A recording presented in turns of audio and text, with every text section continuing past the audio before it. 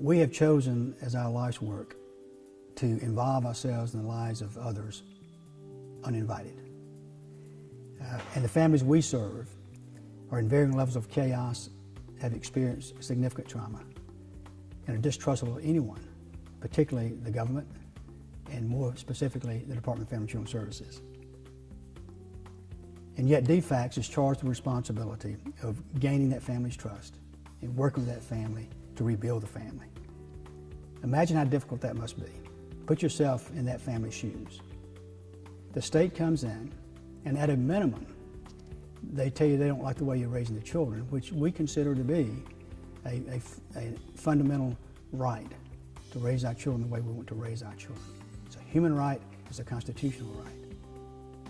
Even beyond that, let's assume for a minute that DFCS comes in and takes your child away from you and places them in foster care. How much do you feel towards that person? The environment created by that intrusion into that family's life becomes the workplace for that case manager. Every day they work the case. We have so many dedicated, committed case managers. Doing the job and doing it well takes a very special combination of skill sets, compassion, commitment, and courage, not to mention patience. And we hold DFCS to a high standard. And I describe that standard for DFCS and all of us in child protection as doing for the children and families we serve that which we would want others to do for us and our families if we found ourselves in like circumstance. And there's so many examples of that don't get the coverage that the bad things do, and understandably so. But it's kind of like a widget. If you're going to make a widget, and you're going to use that widget every day in your life, and that widget is important to you and how you function and live as an individual, as a family, you're going to make the very best widget you can make. And if I'm going to help you make that widget, you want me to make that widget like it's going to be my widget. And that's the standard that we talk about in our business. And they do it. They do it all the time. Two quick examples. One really sad and one not so sad. We recently had a mother who was incarcerated, and her child was in Columbus in a hospital dying. The case manager on her own, not with a lawyer, on her own, goes to see the district attorney and tells him the story.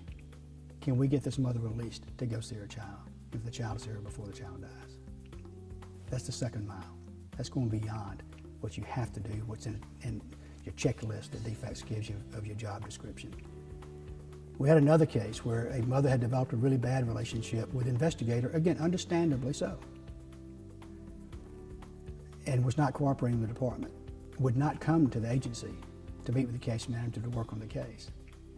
And the case manager, the new case manager, the foster care case manager says, I understand you're going other places for meetings, therapy and things like that. Let me meet you somewhere else.